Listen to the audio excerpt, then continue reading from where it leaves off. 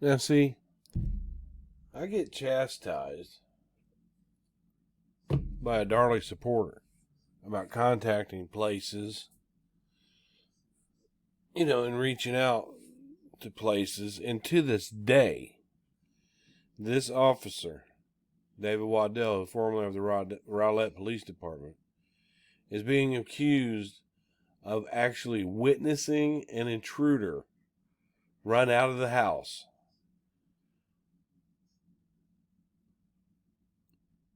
It was said that this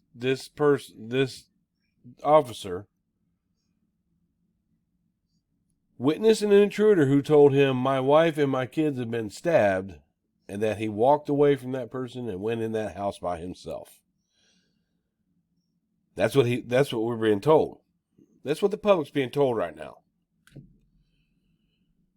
And I got chastised because I made a call over to the Innocence Project. Because honestly, and I spoke to Danelle about this, I don't believe she was asked. She asked me why I did that.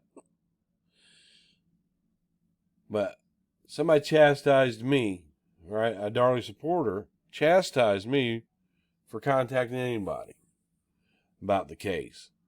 And this same supporter knows damn well that Officer Wadell did not talk to someone who said, "Hey man, somebody stabbed my kids and my wife," and then walked in that house and left them. She wants everybody to believe that a decorated Plano police officer, he's in Plano now, I believe he's a detective, would literally just let an intruder run out of a house that he just got called to a stabbing to. That's what they want us to believe. It's unfortunate that things like these can be said. But this is a petition that was put out by the people that run Free Darlie. Contacting places. Let's talk about contacting places. Now, this right here is another thing that the public is expected to believe. He did not throw up in that bathroom.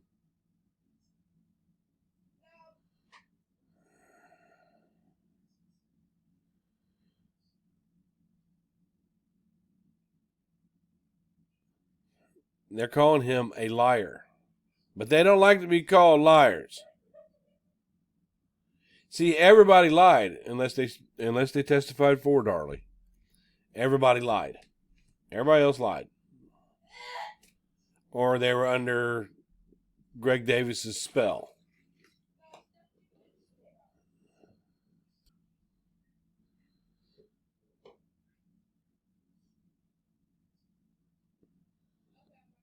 Look, this is all just a lie.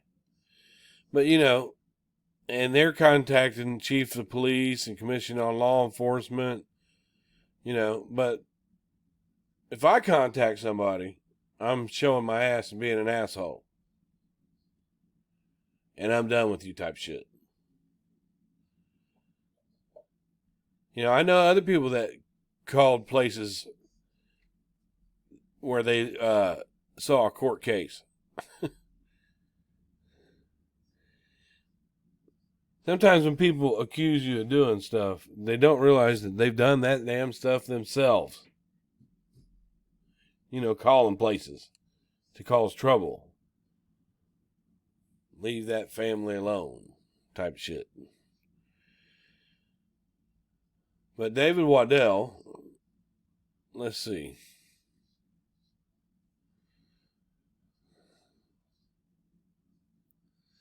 That petition says that he was let go from the police department in Rowlett. This man has a family. This man wasn't charged with perjury. This man wasn't accused of lying in court while the court was going on. But the Darlie supporters contacted places in an attempt to get this man fired. Doesn't tell much about it.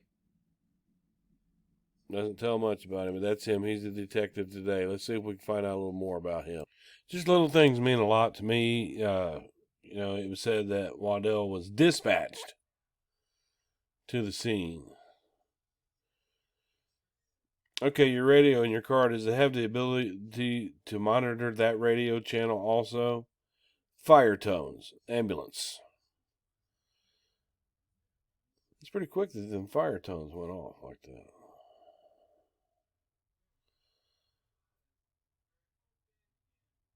All right.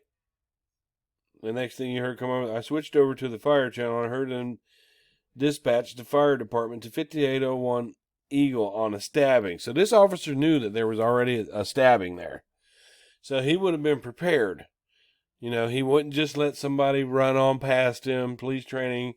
Somebody got hurt, so he needs to be on the lookout. Everybody in that house was a suspect. So nobody is just going to, walk on by. And did you do anything in response to hearing it on that radio? I headed that way. He was not dispatched. He just went over there because he heard it on the radio. He heard the fire department being dispatched, actually. 1.9 miles.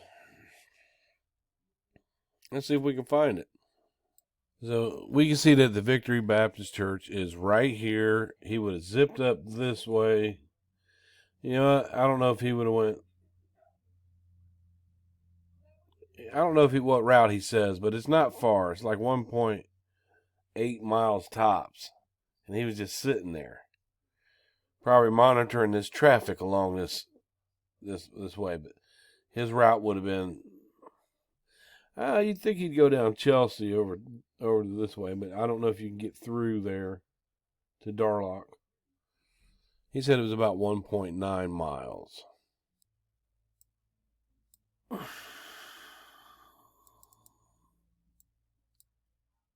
Still the same church today. I'm glad it's going good and strong. So he would have been sitting in this parking lot here. Would have been able to get out and go this way quickly, pretty quickly.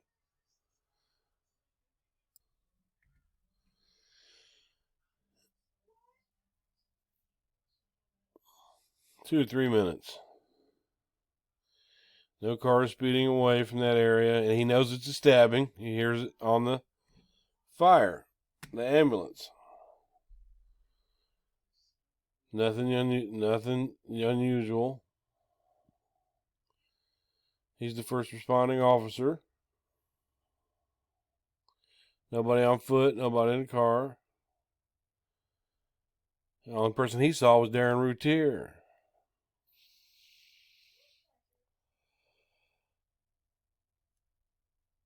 I parked on the north side of the house.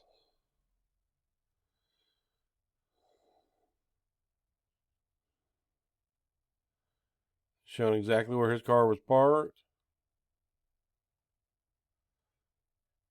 As you came up to this location, as you came up here is that where you saw the individual you now know to be Routier? He was coming out the front door. Same thing that Gorsuch says. The neighbor who lived directly across the street.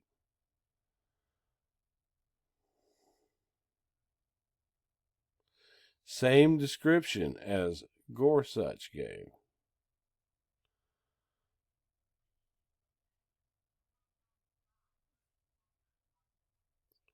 Did you have your gun drawn? Yes, I did. See, he was prepared because he heard it was a stabbing. So somebody violent was in that house. All right, and why did you have your gun drawn? I didn't know if he was a suspect. I didn't know who he was. And you had a stabbing call.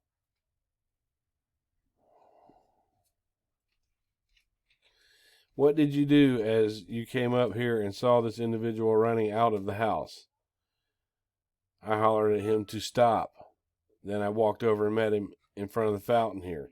Same thing the neighbor says.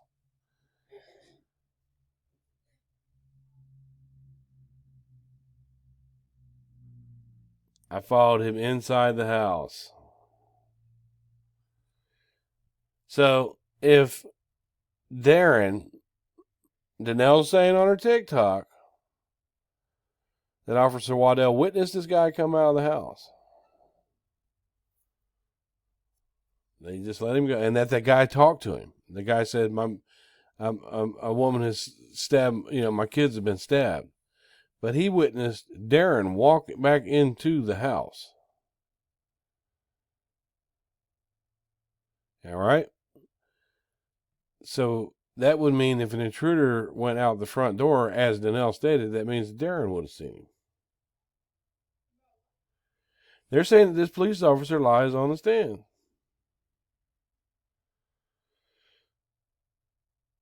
He did a homicide a couple months before that. Been an officer for 4.5 years. Took classes in crime scenes.